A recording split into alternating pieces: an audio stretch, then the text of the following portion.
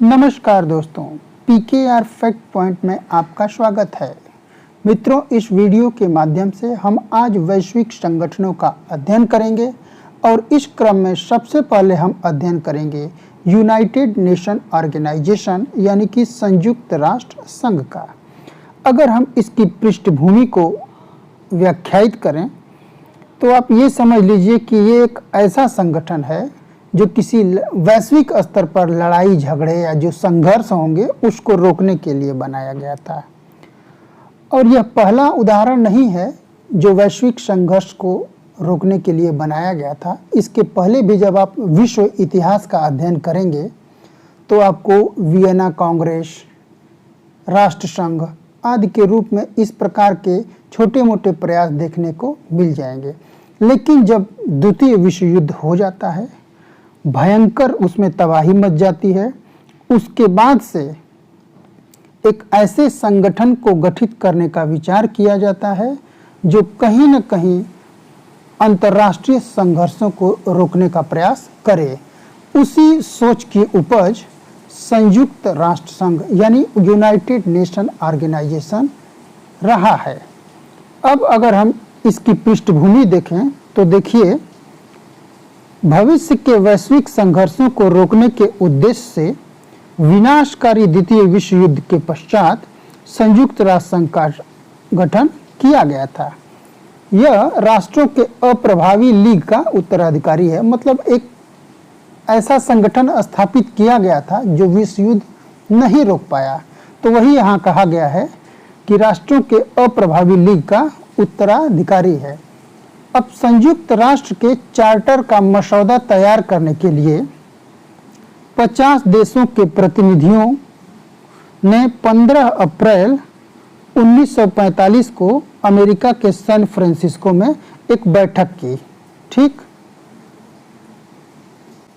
इस बैठक में संयुक्त राष्ट्र संघ का चार्टर 26 जून 1945 को हस्ताक्षर कर दिया गया और इसे 24 अक्टूबर 1945 को प्रभावी कर दिया गया। जब संयुक्त राष्ट्र संघ का चार्टर हस्ताक्षरित हुआ तो उस समय 51 देश इसमें मौजूद थे, यानी कि ये 51 देश इसके संस्थापक सदस्य थे। अगर हम वर्तमान परिप्रेक्ष्य की बात करें तो इस समय इसमें 193 देश संयुक्त राष्ट्र संघ के सदस्य हैं। 1945 का संयुक्त राष्ट्र चार्टर एक अंतर सरकारी संगठन के रूप में संयुक्त राष्ट्र की मूलभूत संधि है। संयुक्त राष्ट्र के अनुच्छेद 1 के अनुसार संयुक्त राष्ट्र का मुख्य उद्देश्य क्या क्या है वो आइए देखते हैं। पहला उद्देश्य है अंतर्राष्ट्रीय शांति और सुरक्षा को बनाए रखना, क्योंकि द्वितीय विश्व युद्ध में ये लोग काफ़ी तबाही देख चुके थे। दूसरे, आत्मनिर्णय के सिद्धांत के आधार पर देशों के बीच मैत्रीपूर्ण संबंधों का विकास करना। आत्मनिर्णय मतलब देशों को स्वयं का निर्णय लेने में एक प्रकार की छूट या स्वतंत्रता प्रदान करना। दूसरे, अंतर्राष्ट्रीय आर्थिक, सामाजिक, सांस्कृतिक और मानवीय समस्याओं के समाधान के लिए सहयोग करना, यानी किसी भी प्रकार की समस्या हो उसमें सहयोग करना होगा देशों को। और साथ ही मानवाधिकारों व बुनियादी स्वतंत्रता के प्रति सम्मान को बढ़ावा देना, यानी कि औपनिवेशिक मानसिकता से किसी को उपनिवेश नहीं बनाना है, उनकी स्वतंत्रता का पूरा ख्याल रखना है।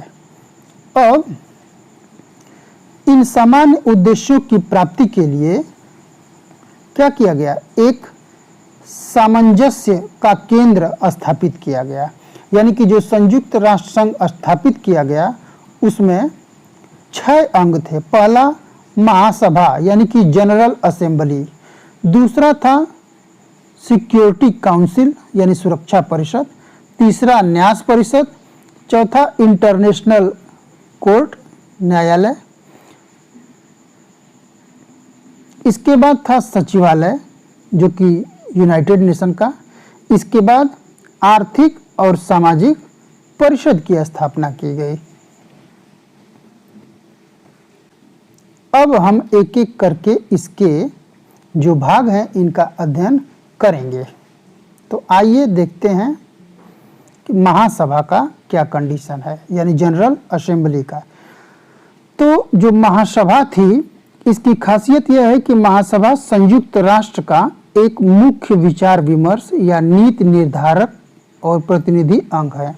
मतलब यही थिंक टैंक है, एक तरह से ये समझिए। हर तरह का विचार या कोई रणनीति अगर बनानी है तो वह महासभा में बनाई जाती थी। इसके अलावा इसमें संयुक्त राष्ट्र के सभी सदस्य, संयुक्त राष्ट्र के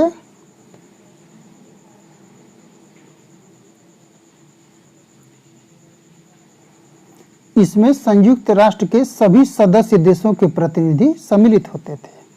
महासभा को विश्व की लघु संसद के नाम से जाना गया और सुरक्षा परिषद की संस्तुति पर, यानी सुरक्षा परिषद की अप्रूवल पर अंतर्राष्ट्रीय न्यायालय के न्यायाधीशों की नियुक्ति, नए देशों को सदस्यता, महासचिव की नियुक्ति, राष्ट्र संघ का बजट पारित करना जैसे कार्य महासभा को सौंपे गए।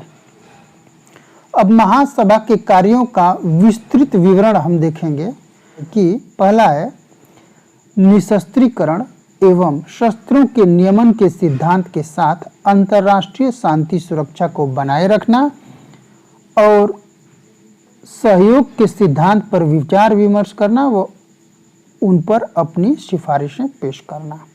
यानी ये शस्त्रों की होड़, जो कि द्वितीय विश्व युद्ध में एक बहुत बड़ा कारण था उस संघर्ष का, तो वह यहाँ पे शस्त्रों के होड़ को रोकने का प्रयास किया गया है। दूसरा है सुरक्षा परिषद द्वारा विचाराधीन मुद्दे को छोड़कर अंतर्राष्ट्रीय शांति व सुरक्षा से जुड़े सभी मुद्दों पर विचार करना व उन पर अपनी सिफारिशें करना। यानी जो मामला सुरक्षा परिषद में चल रहा है उसको छोड़ दिया जाए तो सारे मुद्दों को महासभा में उठाया जाएगा और उस पर विचार विमर्श किया जाएगा। तीसरा है सुरक्षा परिषद व संयुक्त राष्ट्र संघ के अन्य अंगों से रिपोर्ट प्राप्त करना और उन पर विचार करना। ये महासभा का कार्य है। चौथा है संयुक्त राष्ट्र के बजट पर विचार करना और उसको मंजूरी प्रदान करना।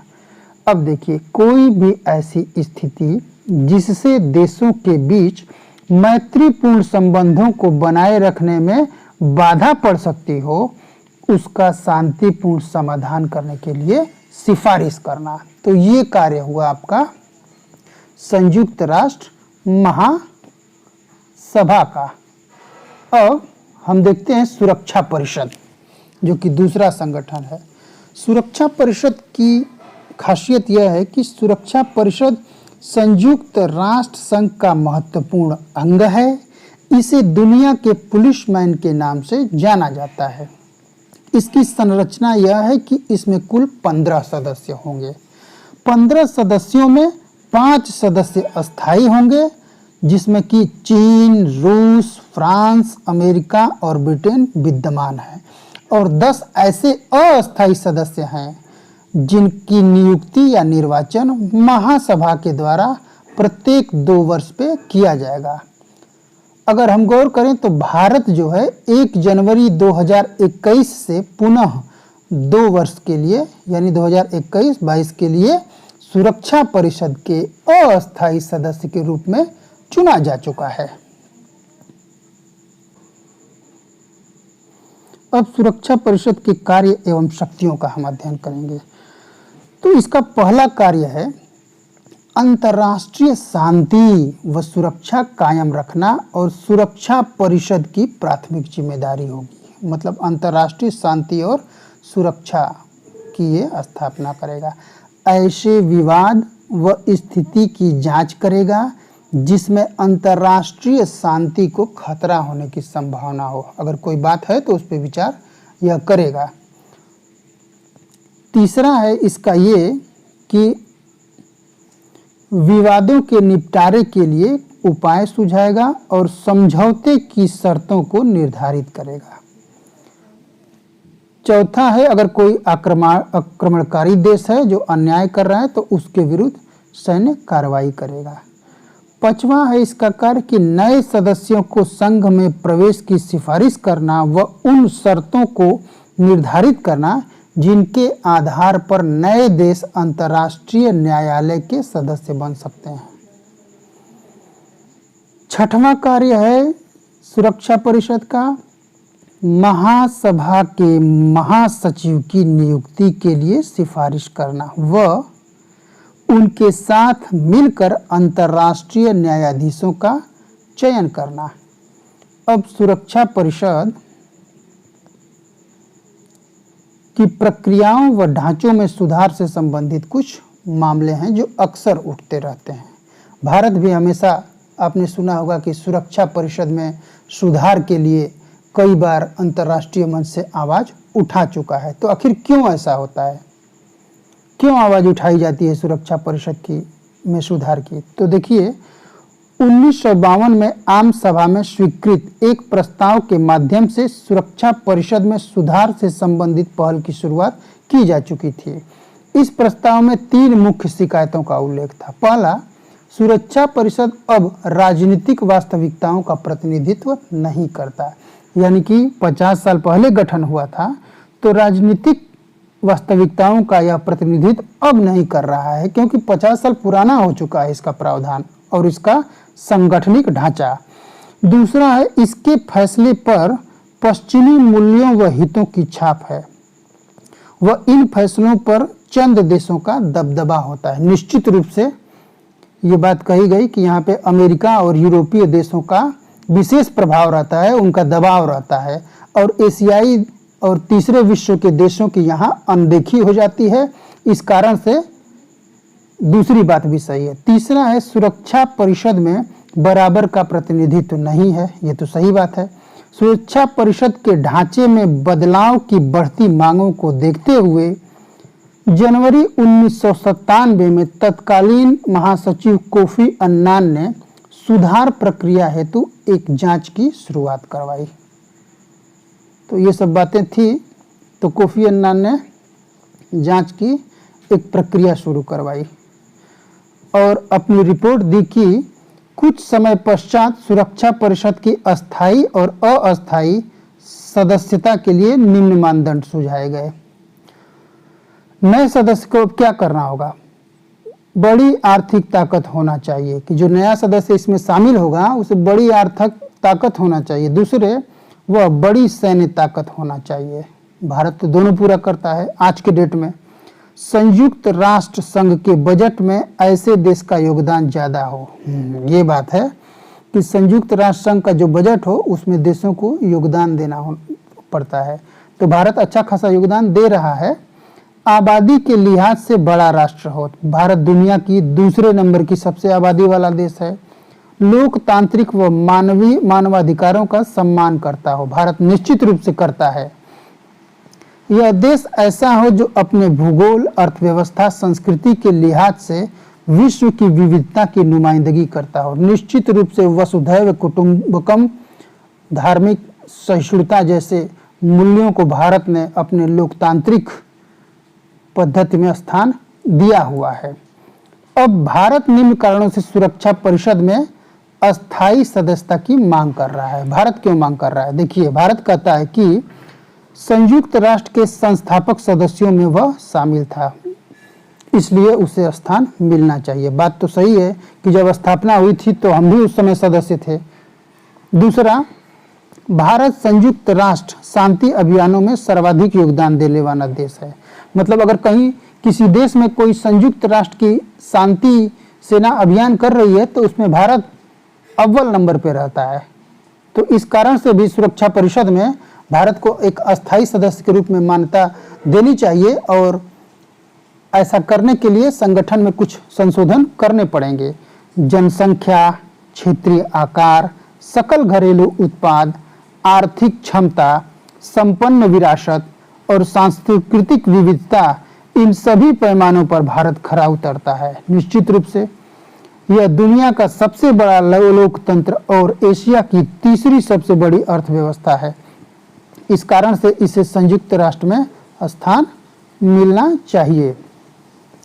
अब सुरक्षा परिषद में भारत को स्थायी सदस्य के तौर पर शामिल हो जाने से भारत को क्या क्या लाभ हो जाएंगे, ये देखिए क्या क्या लाभ होंगे भारत को। तो पहला लाभ हो जाएगा, भारत वैश्विक भू राजनीति में अधिक मजबूती से अपनी बात रखने में सक्षम हो जाएगा। ठीक। दूसरा, अस्थायी सदस्य के रूप में भारत के पास वीटो शक्ति का पावर हो जाएगा। तीसरा होगा, सुरक्षा परिषद अस्थायी सदस्यता बाह्य सुरक्षा खतरों व भारत के खिलाफ राज्य प्रायोजित आतंकवाद के समाधान तंत्र को मजबूत करने में सहायक सिद्ध होंगे।